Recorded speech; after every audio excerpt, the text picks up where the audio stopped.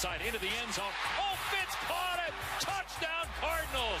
An absolutely perfect throw with two Colts all over Fitz. Fitz caught it and breaks the tackle. He got it. One-handed catch by Fitz. Is caught. Fitzgerald lead. Fitzgerald. Fitzgerald money going deep. Fitz is there. He caught it. Touchdown. I still feel like I have a lot of good football left in me. So clutch. Our next guest is in his 12th season with the Cardinals and holds the franchise record for receptions, receiving yards, and touchdowns. Please welcome 8-time Pro Bowler Larry Fitzgerald, who is here on behalf of Visa Checkout. Larry, thank you so much for being with us. Hey, Molly, how are you today? Excellent. All right, let's get into it. You tweeted this after Sunday's win against the Browns. Sloppy first half, but we showed resolve in the second. Nice to go into the bye week 6-2. Now we'll rest up and get ready for the stretch run.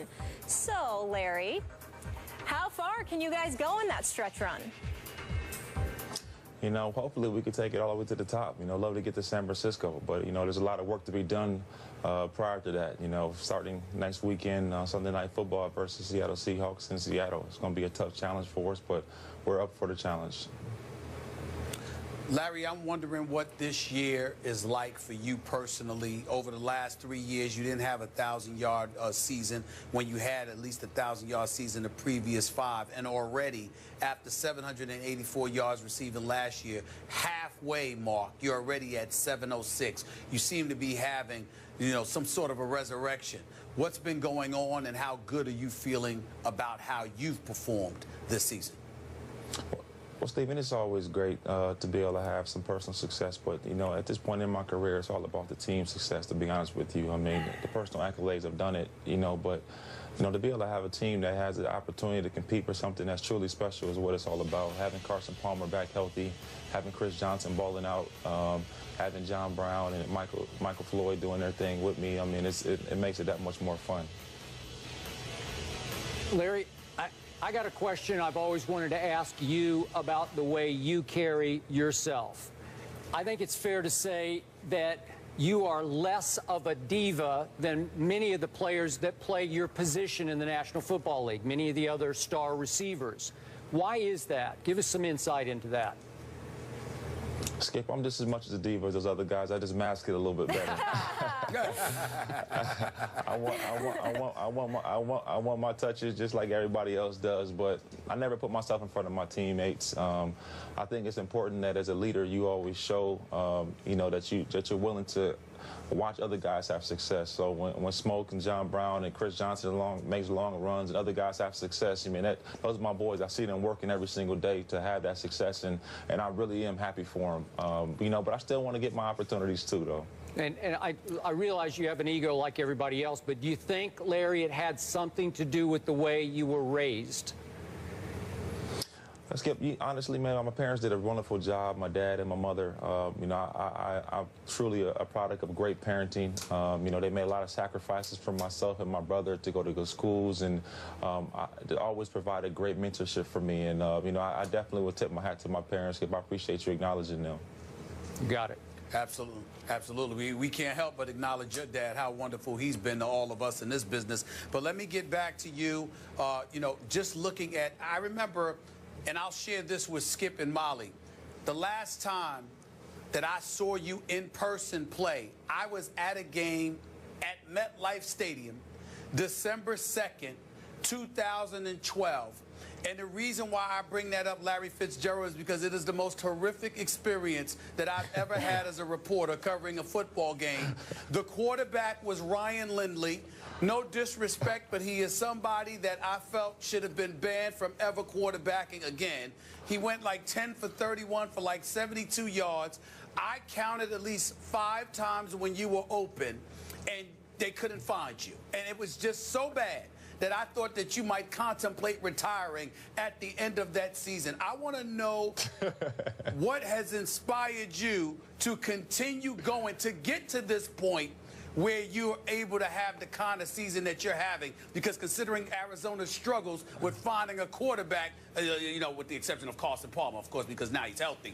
I'm wondering, what did it take for you to get to this point where you stuck around this long? Because, damn it, I wanted to quit for you after that experience. Hey, Stevie, you said I wanted to retire after the season. I wanted to retire after that game. No, honestly, when you have a quarterback that is as talented as Carson, he means as much to us as Tom Brady means to the New England Patriots, as much as Cam Newton means to the Carolina Panthers, as much as Aaron Rodgers means to the Green Bay Packers. That's what Carson Palmer means to us. And as far as Carson takes us, as far as we're going to go, we understand that.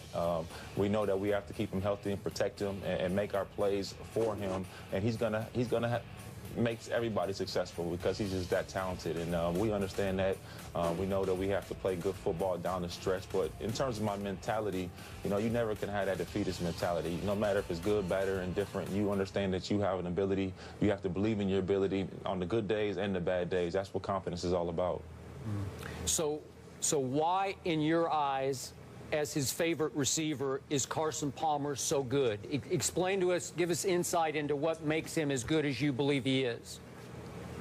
Well, Skip, most guys, when they get injured after the season, they go on IR. You don't really see them too much. They go rehab in San Diego or Dallas or Miami or whatever they go rehab. Carson Palmer rehabbed in Arizona at our facility every single day. So when we were going through our game plan, Carson was there. When we were watching tape, Carson was there. He was involved in every single day-to-day operation. Only thing he did not do was go out into the practice field. But from a mental standpoint, he was with us.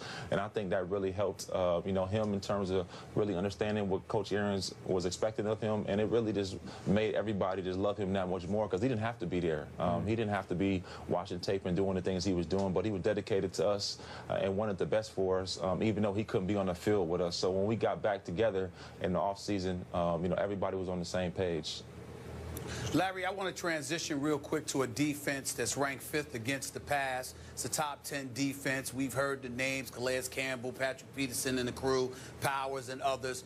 But I got to give some love to Tyrann Mathieu, the Honey Badger, because I got to tell you, he's second on the team in tackles. We all know about his checkered pass at LSU.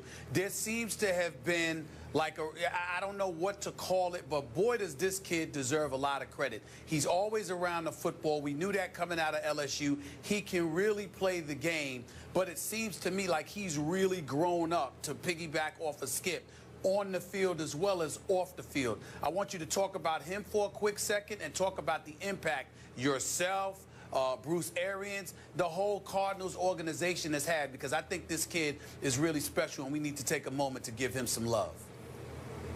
Well, Stephen, I think a lot of times this happens is when people evaluate guys, they say, oh, he did this, he made a mistake. How many people do you know that have never made a mistake before? There's nobody out there. Tyrann's one of the most special individuals you'll ever be around. His dedication and attitude is infectious among our locker room. He's a young guy, but he is definitely one of our true leaders in our team. We love his passion, we love his energy, we love his charisma, everything he brings to this ball club. He leaves it out on the field every single day. And, having him be a part of our team only makes us that more special because he's so dynamic.